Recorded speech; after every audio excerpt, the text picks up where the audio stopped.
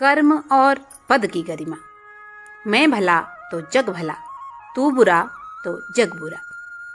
एक शिक्षक, एक कांस्टेबल और एक तहसील बाबू की मजेदार कहानी। पंडित चंद्रधर जी उच्च प्राथमिक विद्यालय में अध्यापक के रूप में भर्ती हो गए थे, किंतु सदा पछताया करते थे कि क्यों मैं एक अध्यापक की नौकरी करने लग गया। यदि किसी और विभाग में नौकर होता तो अब तक हाथ में 4 पैसे होते, आराम से जीवन कट रहा होता। यहाँ तो महीने भर प्रतीक्षा करने के पीछे कहीं 100 रुपए देखने को मिलते हैं, वो भी इधर आए उधर गायब। न खाने का सुख न पहनने का आराम। हमसे तो मजदूर ही भले। पंडित चंद्रधर जी के पड़ोस में उनके 2 मित्र और रहते थे। एक ठाकुर अतिबल सिंह, वह थाने में हेड कांस्टेबल थे। दूसरे मुंशी बैजनाथ, वह तहसील में स्याहे नबील पद पर थे। इन दोनों आदमियों का वेतन पंडित जी से बहुत अधिक तो नहीं था, तब भी उनकी जिंदगी चैन से गुजर रही थी। संध्या को दोनों महाशय अपने अपने दफ्तरों से आते, बच्चों को पैसे और मिठाइयाँ देते। दोनों आदमियों के घर में कुर्सियाँ, मेजें, फर्श आदि सामग्रियाँ मौजूद थी। ठाकुर साहब शाम को आराम से कुर्सी पर लेट जाते और खुशबूदार खमीरा पीते। मुंशी जी को खराब कबाब का व्यसन था। अपने सुसज्जित कमरे में बैठे हुए बोतल की बोतल साफ कर देते। जब कुछ नशा होता तो हारमोनियम बजाते। सारे मोहल्ले में दोनों का रौब दाब था। उन दोनों महाशयों को आता देखकर बनिए उठकर सलाम करते। उनके लिए बाजार में अलग भाव था। रुपए की चीज 98 भाव में ले आते। लकड़ी ईंधन मुफ्त में मिलता। पंडित जी इनके इस ठाट बाट देखकर कुड़ते और अपने भाग्य को कोसते। अक्सर कहते, यह सब लोग सिफारिशें लगाकर बड़े ओहदेदार हुए हैं। इन्हें तो यह तक नहीं मालूम होगा कि पृथ्वी सूर्य के चक्कर लगाती है या सूर्य पृथ्वी के चक्कर लगाता है। उस पर भी भगवान ने उनके ऊपर इतनी कृपा की हुई है, लेकिन फिर भी पंडित जी खुलेआम इनके बारे में कुछ नहीं कह पाते, क्योंकि यह लोग पंडित जी पर बड़ी कृपा रखते थे। कभी सेर आधा सेर दूध भेज देते और कभी थोड़ी सी तरकारियाँ। इनके बदले में पंडित जी को ठाकुर साहब के 2 और मुंशी जी के 3 लड़कों को पढ़ाना पड़ता था, जो कि बहुत अधिक मुश्किल काम था, क्योंकि 5 लड़के निपट कामचोर और आवारा थे। इस दुर्वस्था से निकलने के लिए उन्होंने बड़े बड़े यत्न किए थे। किसी और विभाग में अपना तबादला करने के लिए उन्होंने कई प्रार्थना पत्र लिखे, अफसरों की खुशामदी की, पर आशा पूरी न हुई। अंत में हार कर बैठ गए।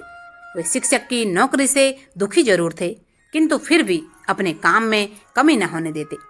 ठीक समय पर जाते, देर करके आते, मन लगाकर बच्चों को पढ़ाते। इससे उनके अफसर लोग खुश थे।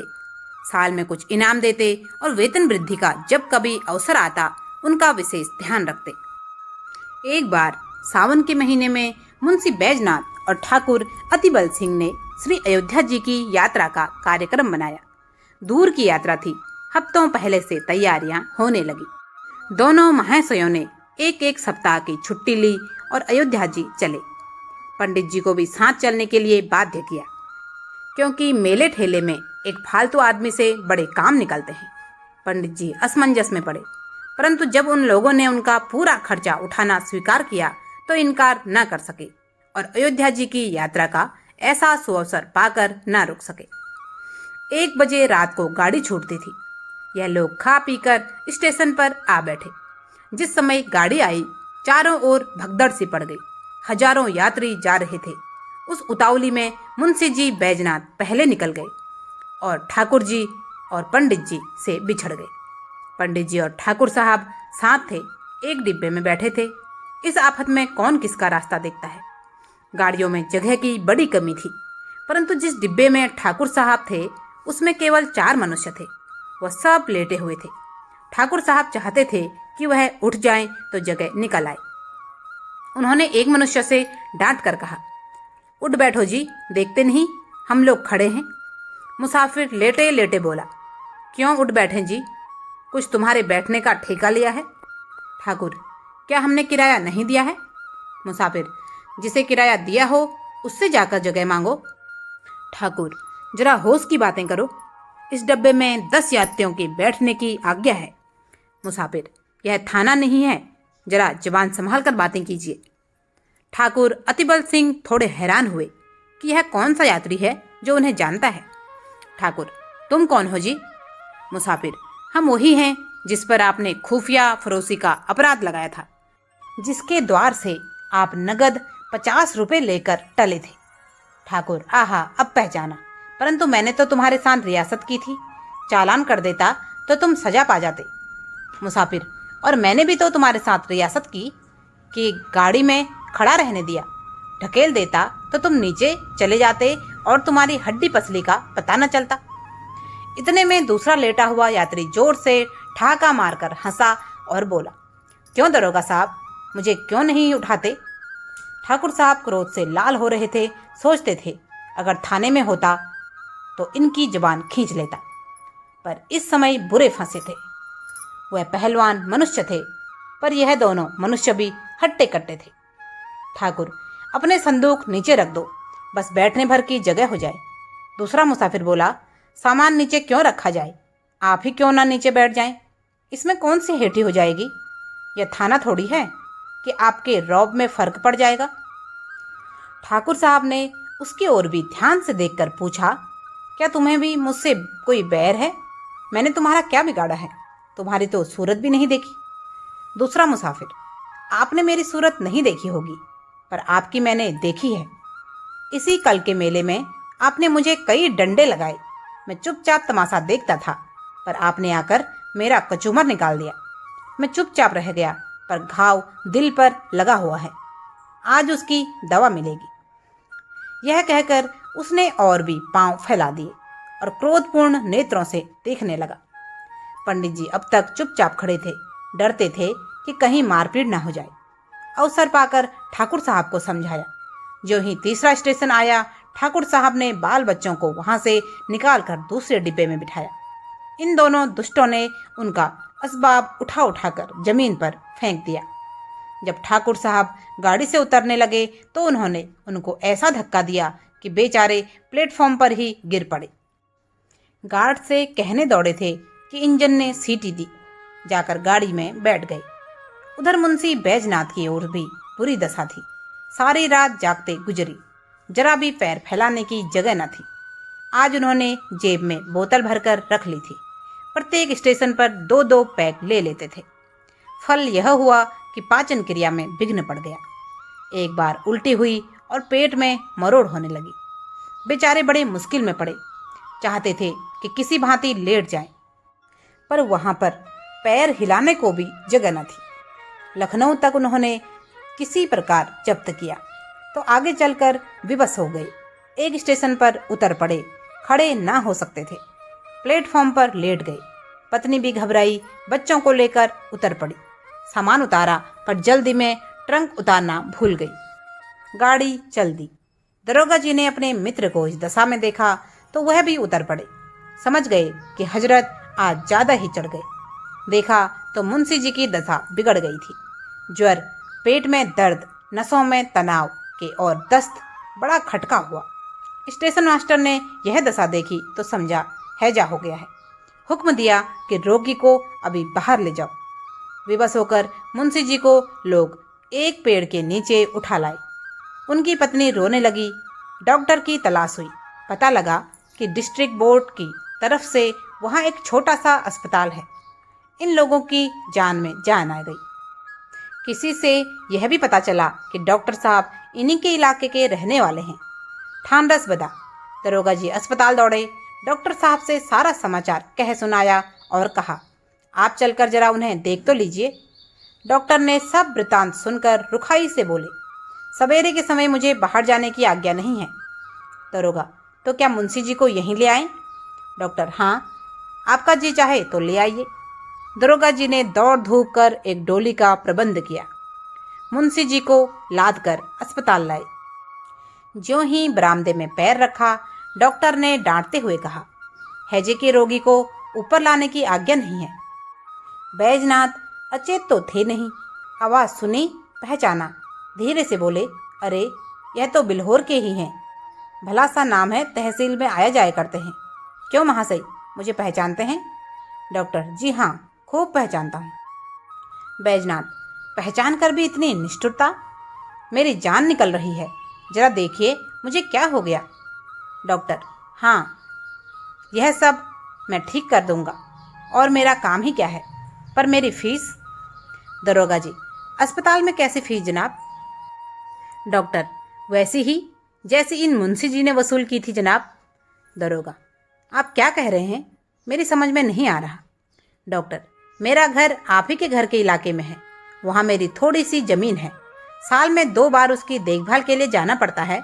तब तहसील में लगान दाखिल करने जाता हूँ तो मुंशी जी डांट कर अपना हक वसूल लेते हैं, ना दूँ तो शाम तक खड़ा रहना पड़ता था। आज आया ऊँट पहाड़ के नीचे, निकालिए मेरी फीस 50 रुपये, देखूँ दवा दूँ, नहीं तो अपनी राह लीजिए। दरोगा, 50 रुपये? डॉक्टर, जी हाँ, और यहाँ ठहरना चाहें तो 20 रुपये रोज। दरोगा जी विवश हो गए। बैजनाथ की स्त्री से 50 रुपये मांगे, तब उसे अपने बक्से की याद आई, छाती पीट ली। दरोगा जी के पास भी अधिक रुपए नहीं थे, किसी तरह 50 रुपये निकालकर डॉक्टर को दिए। उन्होंने दवा दी, दिन भर कुछ फायदा न हुआ। रात को दशा संभली, दूसरे दिन फिर दवा की आवश्यकता हुई।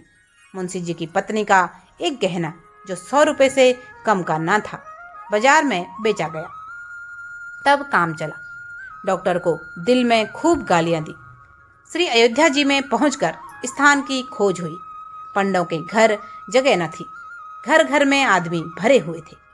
सारी बस्ती छान मारी पर कहीं ठिकाना न मिला। अंत में यह निश्चय हुआ कि किसी पेड़ के नीचे डेरा जमाना चाहिए, किंतु जिस पेड़ के नीचे जाते थे वही यात्री पड़े मिलते, सिवाय खुले मैदान में रेत पर पड़े रहने के और कोई उपाय न था। एक स्वच्छ स्थान देखकर बिस्तरे बिछाए और लेटे। इतने में बादल घिराए, बूंदें गिरने लगी, बिजली चमकने लगी, गरज से कान के पर्दे फटे जाते थे। लड़के रोने लगे थे, स्त्रियों के कलेजे कांप रहे थे। अब यहाँ ठहरना तो शहर था, पर जाएं कहाँ? अकस्मात एक मनुष्य नदी की तरफ से लालटेन लिए आता दिखाई दिया। वह निकट पहुंचा तो पंडित जी ने उसे देखा। आकृति कुछ पहचानी हुई मालूम हुई, किंतु याद न आया कि कहाँ देखा है। पास जाकर बोले, क्यों भाई साहब, यहाँ यात्रियों के रहने की जगह न मिलेगी? वह मनुष्य रुक गया, पंडित जी की ओर ध्यान से देखकर बोला, आप पंडित चंद्रधर तो नहीं हैं? पंडित प्रसन्न होकर बोले, जी हाँ, आप मुझे कैसे जानते हैं? उस मनुष्य ने सादर पंडित जी के चरण छुए और बोला, मैं आपका पुराना शिष्य हूँ, मेरा नाम कृपा शंकर है। मेरे पिता कुछ दिनों बिल्हेर में डाक मुंशी रहे थे, उन्हीं दिनों में आपकी सेवा में पड़ता था। पंडित जी की स्मृति जागी, बोले, ओहो, तुम ही हो कृपा शंकर, तब तो तुम दुबले पतले लड़के थे, कोई 8-9 साल हुए होंगे। कृपा शंकर, जी हाँ, 9वां साल है, मैंने वहाँ से आकर इंट्रेंस पास किया, अब यहाँ म्यूनिसिपैलिटी में नौकर हूँ। कहिए, आप तो अच्छी तरह हैं, सौभाग्य था कि आपके दर्शन हो गए। पंडित जी, मुझे भी तुमसे मिलकर बड़ा आनंद हुआ। तुम्हारे पिता आप कहाँ हैं? कृपा शंकर, उनका तो देहांत हो गया, माता जी हैं। आप यहाँ कब आए? पंडित जी, आज ही आया हूँ, पंडों के घर जगह न मिली, विवश हो यही रात काटने की ठहरी। कृपा शंकर, बाल बच्चे भी साथ हैं? पंडित जी, नहीं, मैं तो अकेला आया हूँ, पर मेरे साथ दरोगा जी और स्याहे नबील साहब हैं, उनके बाल बच्चे भी साथ हैं। कृपा शंकर, कुल कितने मनुष्य होंगे?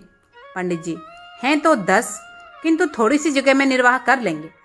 कृपा शंकर, नहीं साहब, बहुत सी जगह लीजिए, मेरा बड़ा मकान खाली पड़ा है, चलिए आराम से 1-2-3 दिन रहिए, मेरा परम सौभाग्य है कि आपकी कुछ सेवा करने का अवसर मिला। कृपा शंकर ने कुली बुलाए, सामान उठवाया और सबको अपने मकान पर ले गया। साफ सुथरा घर था। नौकर ने चटपट चारपाइयां बिछा दी, घर में पूरियां पकने लगी। कृपा शंकर हाथ बांधे सेवक की भांति दौड़ता था। हृदय उल्लास से उसका मुख कमल चमक रहा था। उसकी विनय और नम्रता से सबको मुग्ध कर लिया, और सब लोग तो खा पीकर सोए, किंतु पंडित चंद्रधर को आज नींद नहीं आई। उनकी विचार शक्ति इस यात्रा की घटनाओं का उल्लेख कर रही थी। रेलगाड़ी की रगड़ झगड़ और चिकित्सालय की नोच खसोट, के सम्मुख कृपाशंकर की सहृदयता और शालीनता प्रकाशमय दिखाई देती थी। पंडित जी ने आज शिक्षक का गौरव समझा। उन्हें आज इस पद की महानता ज्ञात हुई। ये लोग 3 दिन अयोध्या रहे, किसी बात का कष्ट न हुआ। कृपाशंकर ने उनके साथ धाम का दर्शन कराया। तीसरे दिन जब लोग चलने लगे तो वह स्टेशन तक पहुंचाने आया। जब गाड़ी ने सीटी दी तो उसने सजल नेत्रों से पंडित जी के चरण छुए और बोला, कभी कभी इस सेवक को याद करते रहिएगा। पंडित जी घर पहुंचे तो उनके स्वभाव में बड़ा परिवर्तन हो गया। उन्होंने फिर किसी दूसरे विभाग में जाने की चेष्टा नहीं की। दोस्तों, पद चाहे कोई भी हो, यदि आप नैतिक रूप से पतित, भ्रष्टाचारी और स्वार्थी हैं तो इस संसार से आपको वही सब रिटर्न बैक मिलेगा। किंतु यदि आप निष्ठावान और कर्तव्य परायण हैं तो भी आपको इस संसार से वही रिटर्न बैक मिलेगा। इस संसार का हर व्यक्ति आईने के दूसरी ओर खड़ा हमारा ही अक्स है। आज की कहानी यदि पसंद आई हो तो कृपया इसे लाइक करें, ज़्यादा से ज़्यादा लोगों के साथ शेयर करें। चैनल को अभी तक भी सब्सक्राइब नहीं किया है अथवा आप नए देखने वाले हैं तो कृपया इसे सब्सक्राइब कर बेल आइकन को दबाकर नोटिफिकेशन सबसे पहले प्राप्त करें। आपके कमेंट्स, आपके प्यार और आशीर्वाद के लिए आपका बहुत बहुत धन्यवाद। जय जय श्री राम।